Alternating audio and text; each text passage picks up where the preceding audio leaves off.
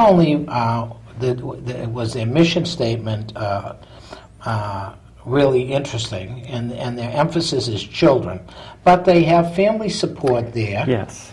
And they talked about, and they have, you have to go to their site. One of the women who has a thing talked about the difficulty it is as a parent to go through this. Yeah. So they're a realistic site. It's not about, oh gee whiz, let's make the kiddie, whatever the kiddie wants to do, And the truth is that there are a lot of sites out there. I was looking today, and there are a lot of sites that are devoted to helping families and parents deal with this.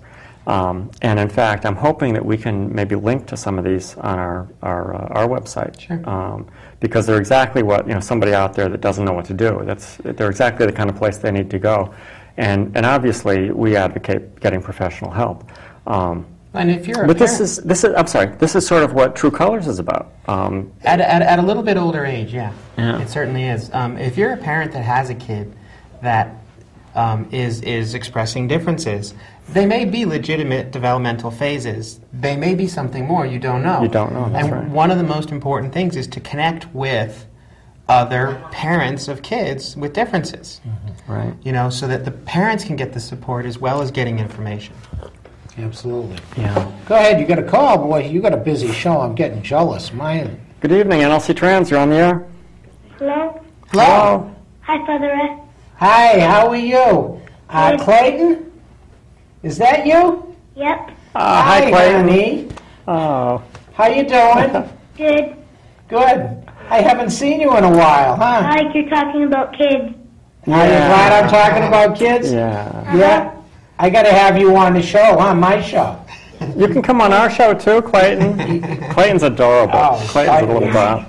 You have to go to bed now. I have to go to bed now. All right. Good night, Clayton. Say hello to Grandma. Yeah, hi, Tambria. Bye-bye, baby.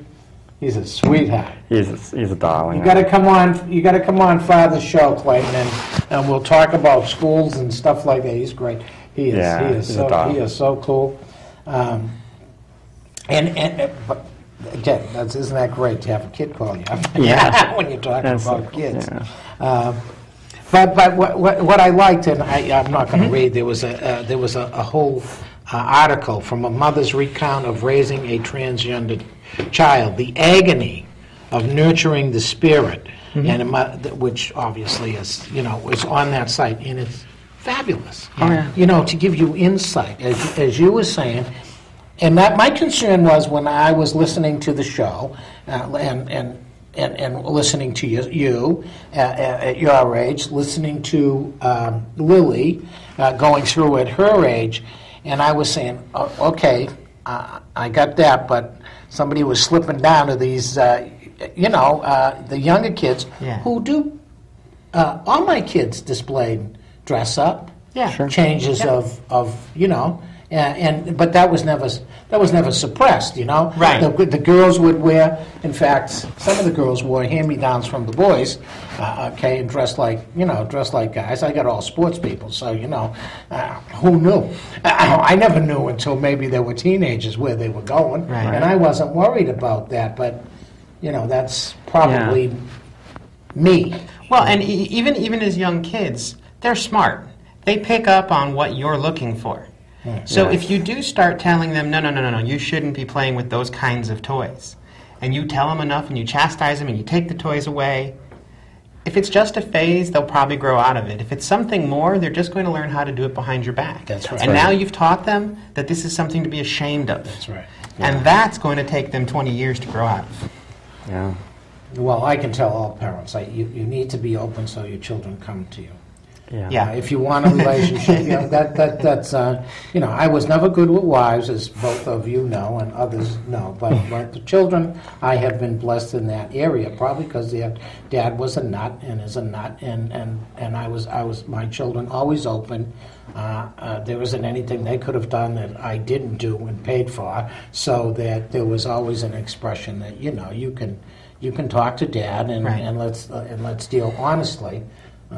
About where you are, and you weren't going to get It's a policy you suppress. pay into as when they're young, so that they'll keep talking to you when they get older. Right. My cousin who's an attorney in California, what he used to say is, you pay into it. Better you pay into it with your openness and everything than later to pay into me financially in court.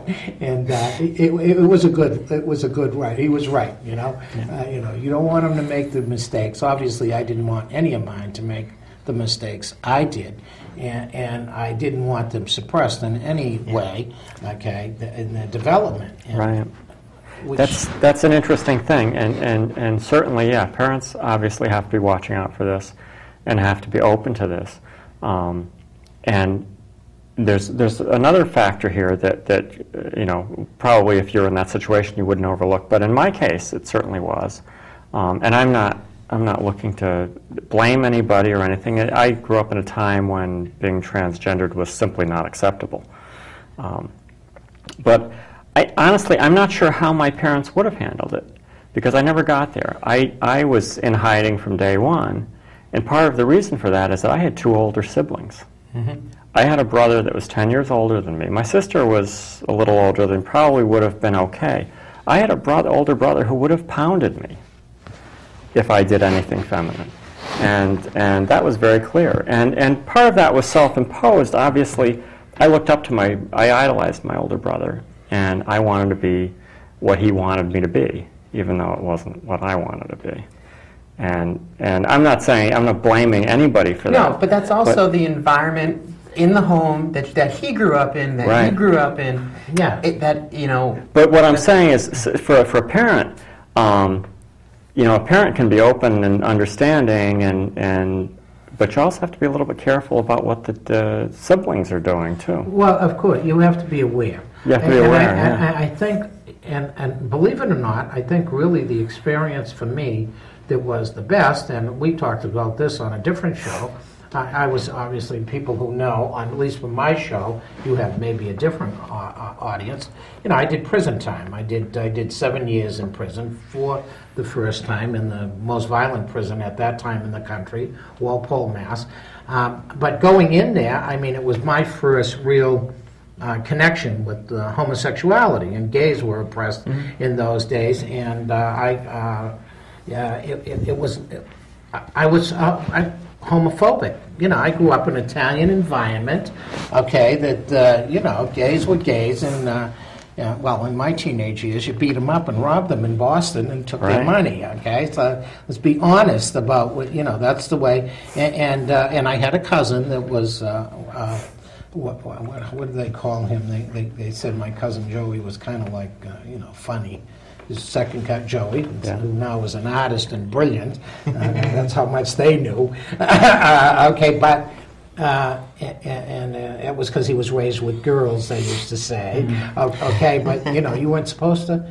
You were supposed to stay away from Joey, because like it was going to be. It might rub off. Yeah, it might rub off, right? Well, what prison did, it rubbed off from the girls to him. What prison did for me, because of an experience I had in prison, I was told, well, what if your kids are gay? My reaction in prison was not good to something that happened. And my associates, my partners said, what's wrong with you? You're in here, these people are in here for life. You need to get your head straight, you know what I mean? What's wrong with you? And of course, my anger was such that one of my partners knew all my kids. What if one of your kids is? What if your kids are? What if